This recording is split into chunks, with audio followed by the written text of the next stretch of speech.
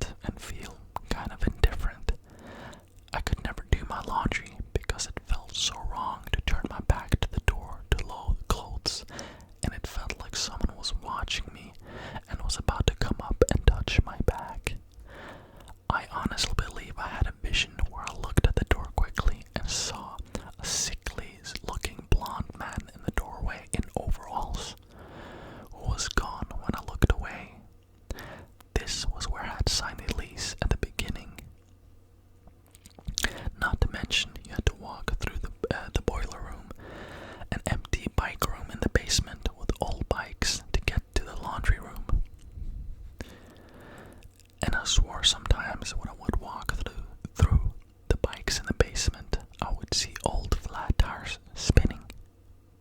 Anyways, I barely go down there because I can't stand it and I feel faint. And ended up stopping going at all and was just doing my laundry at my parents' house, which was 30 minutes away because of the feeling. But also, one time I went down and everybody's wet laundry was strewn all over the floor with all the washers thrown wide open. Could have been a crazy neighbor, but it didn't seem like it. It always felt threatening. That and the vision was enough. We all had storage rooms that came out with our units, with our own locks that we bought in the basement as well. One day the cops come because someone broke into all of our storage. But the weird thing was, all of the locks were just open. They weren't picked, they weren't broken. Almost like they all just popped open at once. And we all had different locks, bought at different times. Nothing was stolen. The cops were bewildered. So, anyways, I'm spending a lot of time at home and I notice that things are weird. Like my TV turns on and off all the time throughout the day randomly. I changed the batteries in the remote itself and still nothing happened. To note, I still have the same TV and it's never done that since. Things start going missing. I lose jewelry and I find it in strange places, like a necklace in the oven later that I did not put there. But it never bothers me. I honestly sleep very well in my unit, but I couldn't go to the basement. I literally felt sick, but felt very safe in my unit, oddly. So I start dating someone and we start social distancing together, and they start sleeping at my place. And they start telling me things that I have never noticed before. They were way lighter of a sleeper, so he told me when he would be asleep, he would wake up at around 3 a.m. to things on my coffee table being moved around, like slowly pushed from side to side, my candles and things. I have ADHD and I'm messy, so I would just chalk it up to being my own doing, but I would always wonder if things would be in a different place when I woke up in the morning, so it was nice to know that it wasn't me. One time he said my record player that was sitting on my floor unplugged, clicked on, and glowed power on. Pin was placed and the record started turning, but with no sound. He refused to stay over again after that. During my whole lease, I also heard my upstairs neighbor quite a bit. They would have heavy footsteps going back and forth in the night, always past 3 a.m. I chalked it up to them either being an insomniac or working a strange schedule. Again, I was always up at this time because I would just wake up. When it was time to move out, my landlord asked me if I had any complaints before I left. This was a family-owned place, so she came to me in person to say goodbye. I said slightly jokingly, the tenant above me has heavy footsteps and a not-sleeping schedule.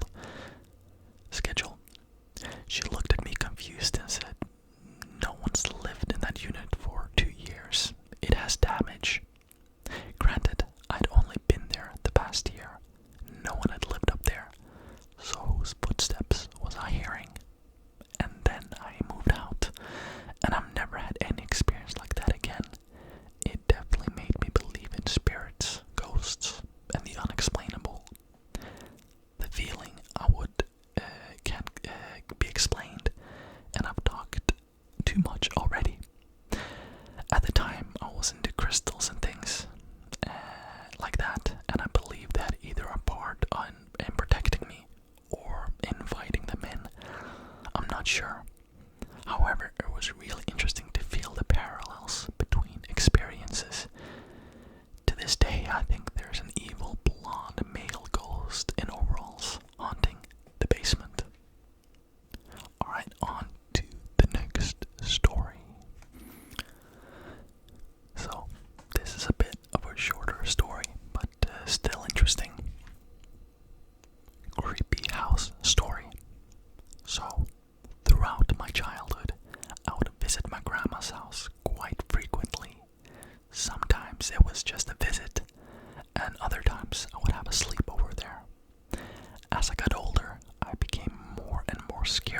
house where I would get to a point that I would have panic attacks even at the mere mention of it.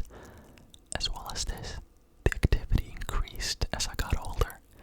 Eventually, I refused to go anywhere near it.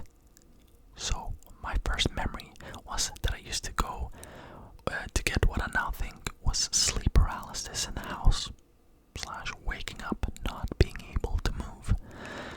In these moments, I could hear loud voices, were both male and female, repeating numbers of words, which would get increasingly louder and closer. This happened around the age of 4 to 6 and stopped at about 13 years old. I started having recurring nightmares in the house. This would always be relatively the same dream and theme. It was pitch black, and I was stood in the house, and someone would appear out of nowhere and chase me, trying to hurt me. This only stopped within the last 2 years. It traumatized me that much. It would always feel cold and heavy in the house. I would feel cold air and see shadows out of the corner of my eye. At nighttime, when it was really quiet and I was laid in the dark, afraid to go to sleep, I could hear footsteps and mumbling and bangs downstairs or on the corridor. I would be shaking with anxiety. Objects would move on their own and lights would flicker. I tried to search up the history of the house but got nothing. There was always just this heavy feeling. The house was always freezing cold, and the electronics would always stop working frequently, and I'd always be very tired. Interesting, and very, very scary story. I just reading that made me a little bit uncomfortable, but maybe it relaxed you guys. I don't know. Alright, on to the next story. Alright, the next story is called A coworker and I encountered a ghost at my previous job.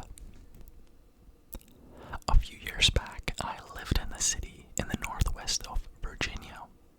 It's an old town with a lot of history, and it has several historical buildings still standing. Many locations in the town seem like places spirits of the departed could comfortably call home. A few ghost tours are offered by the local guide groups, and there's even a winery that was once used as a makeshift hospital during the American Civil War. My experience, however, was with a spirit I believe to be much more contemporary than those you may encounter at the usual haunts. I have a deep love for animals, which led me to take a job as a shelter manager at the local SPCA. The SPCA itself was split in between 2 separate buildings: a newer adoption center where potential pet owners could have meet and greets with available animals, and the much older intake building. It was here that surrounded pets or strays would be brought in, quarantined if necessary for appropriate amount of time, vaccinated, socialized, and eventually moved next door where ready for adoption. I believe the intake building was built in the 1960s or 70s. At its age was very much felt. The area is no stranger to the occasional flooding and snowstorms, which had slowly eaten away at the building over the last 50 to 60 years. My director had plans to renovate the building, perhaps even demolish it entirely and build a more inviting and less door facility. There were many more plans that took a priority, and to my knowledge, the old building remains as gloomy and as cold as ever. I'd been working there for a few months without incident. There was no indication of anything strange other than the building being unwelcoming. The layout of the intake building was slightly like a labyrinth, but the front entrance was very straightforward. My coworker and I shared a desk and the workstation to the left of the entrance, with an office behind the desk. It was here that previous managers would work, and secretaries would run the desk,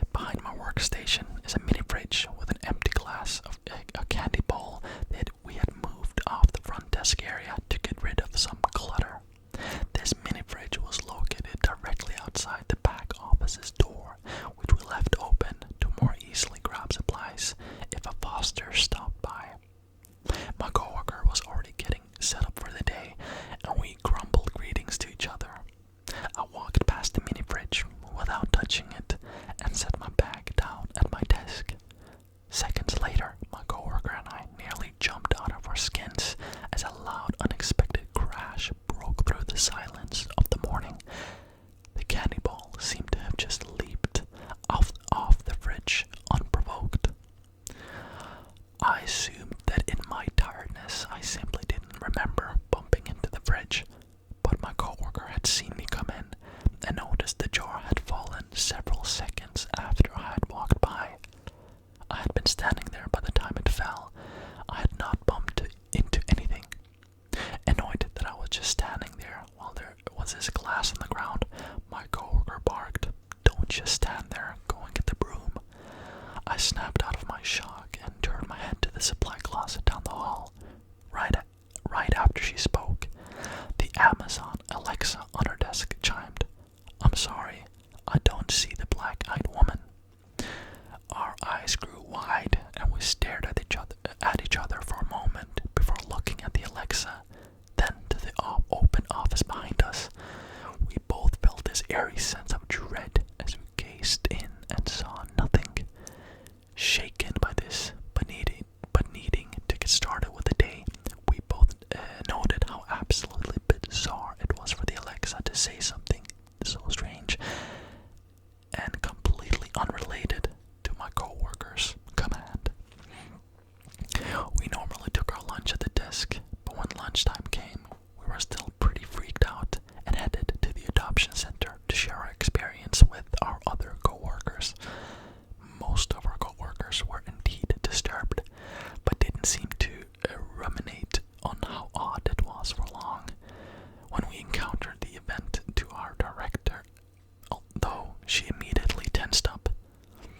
"Did I ever tell you about the manager who killed herself in that office?" she asked us. My coworker and I were taken aback. "No," we both gasped in unison.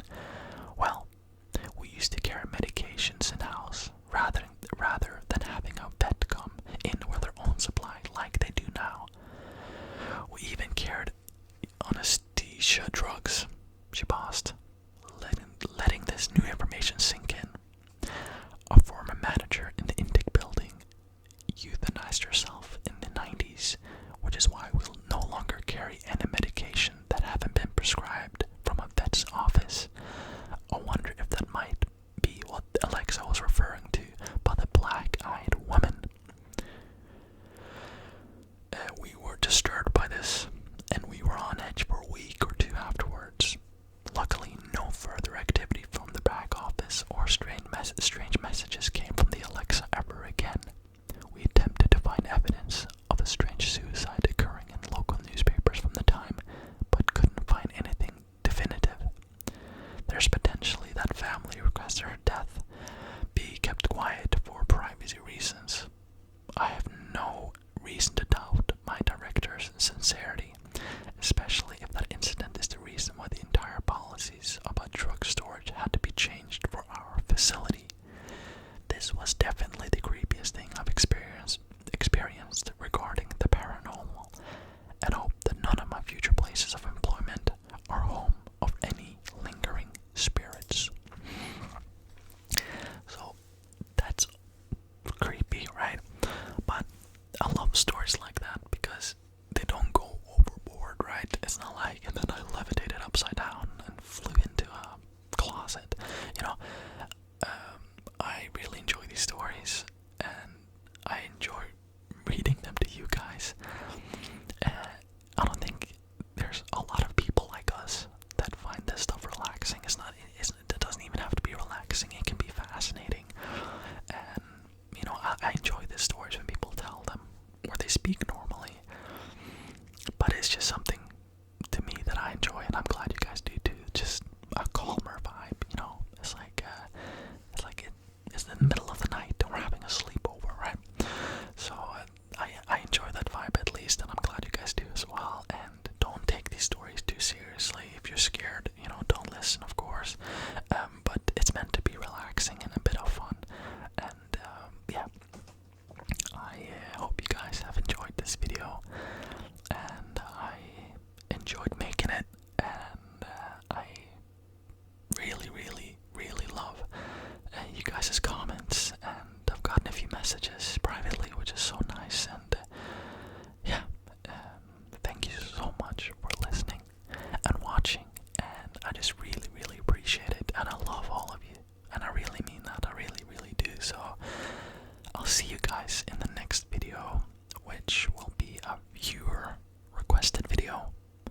gonna say what it is, but the viewer who requested it, you know who you are, so you're gonna know it if you're listening. And yeah, I'll see you guys in that video. Again, thank you guys so much.